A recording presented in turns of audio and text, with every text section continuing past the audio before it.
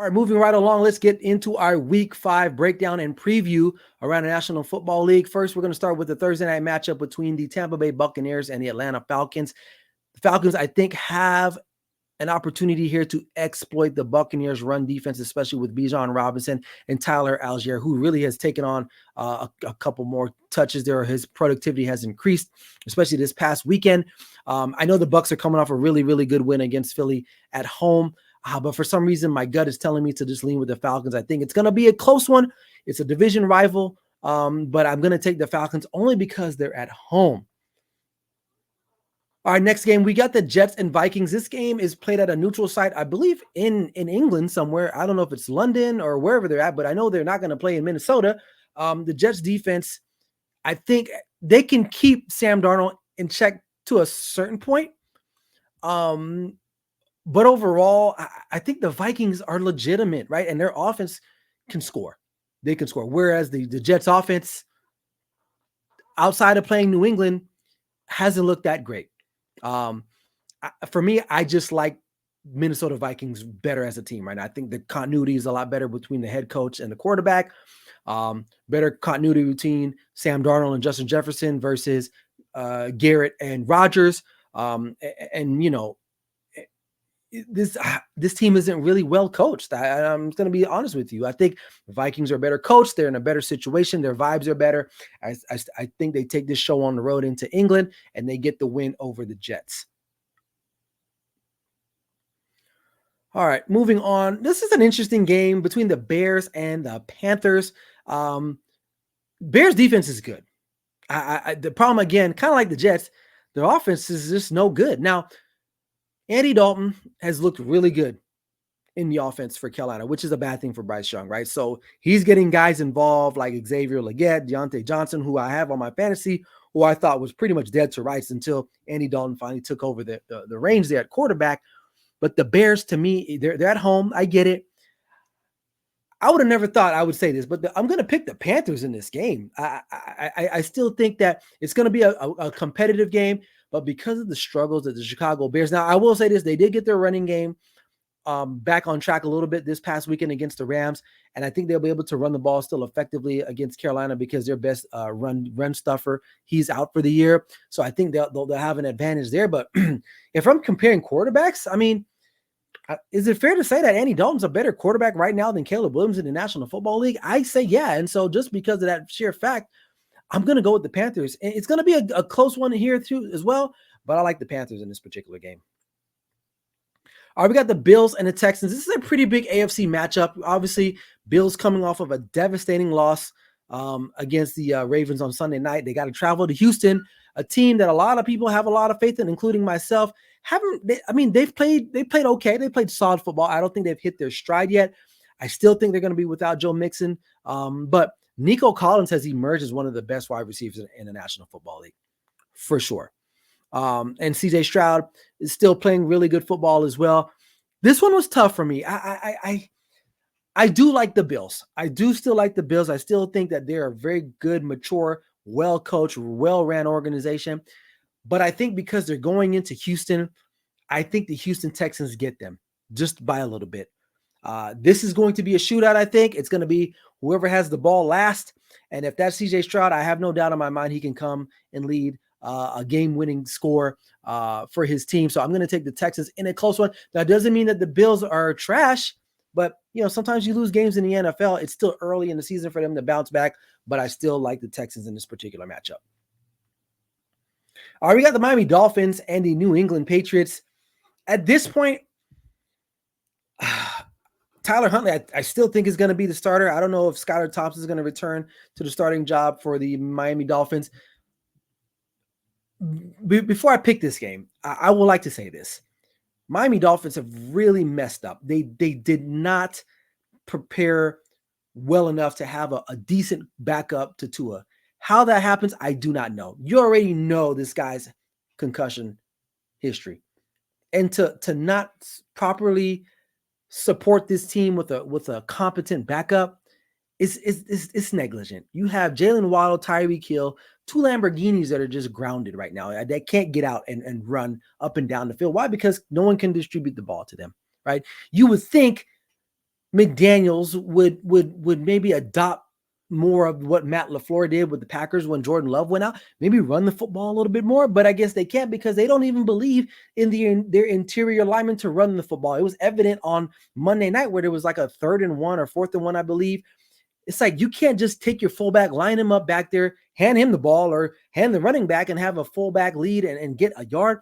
Instead, you run an outside zone where you got to run a couple yards, the other sideways instead of getting up the field. Like, I don't know, man. And just because of that, I don't care if Tyreek Hill is playing or Jalen Waddle's there. It doesn't matter to me. This team has no one to distribute the ball. I think the Patriots are in a better position. They're at home. At least they know who they are. I'm sad to say this, but I'm going to take the Patriots in this game. I'm going to take the Patriots in this game just because Jacoby Brissett will be better than anyone that they roll out there. Now, don't get me wrong. The Patriots got their own problems on their own. But Miami is in a bad spot right now. Honestly, it would behoove them to probably tank the rest of the year and probably go get another quarterback at the end of the day because you don't know the future of Tua as well. Even when he comes back, what if he takes another hit? Then he's done, right? So, and they're going to be right back at square one. You might as well just lose the game, go out and get Shador if he's available in the draft next year or some other quarterback that's coming out of the college ranks because what they got ain't cut it. So I'm taking the Patriots. All right, got the Colts and the Jaguars. Listen, this is a must-win game. If any team in the history of football right now in the last 5 or 10 years is a must-win, this is a must-win. I would not put it past the ownership for the Jaguars to fire Doug Peterson if they lose this game and they start 0-5. I would not put that past the owner. I think it's Khan. That's his last name, the owner there, Mr. Khan.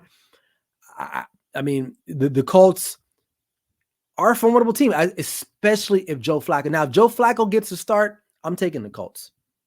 If Anthony Richardson gets to start, I'm taking the Jags. But for the sake of the show, because I don't know, I'm just going to go with the Jags because no matter what, they got to win this game.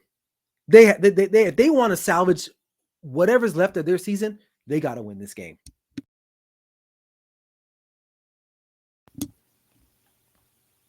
All right, moving on.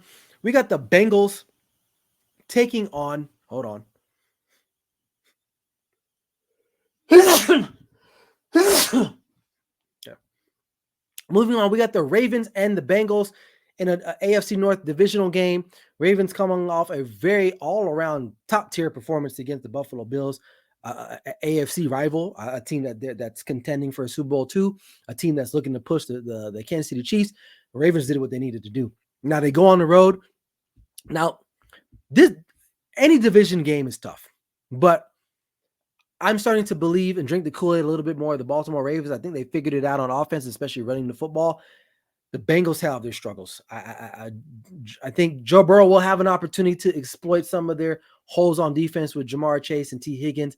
But overall, I just think that the game will be close, but I like the Ravens to win this game just because if it's close and they're up and they're trying to put this game away, no better player to have than Derrick Henry to close it out, and I like their chances. So I'm going to go with the Ravens in this particular game. Okay. In the last morning game, we got the Cleveland Browns and the Washington Commanders. To me, this is a no-brainer. Cleveland Browns are struggling. Deshaun Watson is a shell of himself. Jaden Daniels is the man. Washington's getting after it on defense. Jaden Daniels is playing phenomenal. Commanders all the way. Commanders, I don't have to say much more. Commanders all the way. I'm going to take the Commanders in this particular game.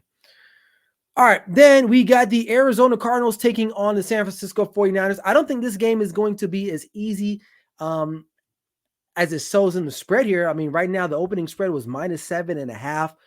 I know the Cardinals are reeling right now. They've had their offensive struggles themselves. Some injuries right there to their tight end and Trey McBride. I don't know if he's going to be able to go. He had the concussion the week before. He missed this past weekend. The 49ers, I think they're starting to figure it out a little bit. George Kittle came back. Brandon Ayuk made an appearance. They're still without Christian McCaffrey and Debo. Christian McCaffrey now reports that both of his Achilles are in trouble. So who knows if this guy comes back the rest of the year, right? But for some reason, Arizona does play this team relatively close, especially on the road. But in the end, I'm going to go with the Niners in a close one. I don't think the 49ers will cover. I will say that. But I like the 49ers to win this game. All right, Las Vegas Raiders taking on the Denver Broncos. The news that we got is that out of the Raiders camp is that Devontae Adams wants out, which hello, that's not a surprise. Like, I think he'd been wanted out last year. I think he kind of went along with the whole Antonio Pierce thing, and it was cool, but like at the end of the day, we all know, and I'm not trying to downplay Antonio Pierce, but he's probably not going to be the guy there in the next 2-3 seasons. I'd be surprised if he's still there. And this organization really did not set themselves up appropriately, right? They didn't address the quarterback situation. Well, they thought they did with Gardner Minshew. He's whatever, right? Now, I know they got the win against Cleveland. I know they went on the road and beat Baltimore, but they still have a lot of challenges that they're facing. And I think Devontae Adams looked at that and was like, I'm good. So, and I thought it was weird that he didn't play last year. I didn't know he was hurt, but I guess he was a healthy scratch. I don't know. He may not play this week as well. I like the Broncos. In the end, I mean, listen, their offense sucks. I give them that, but they're at home. Their defense is keeping them in around these games.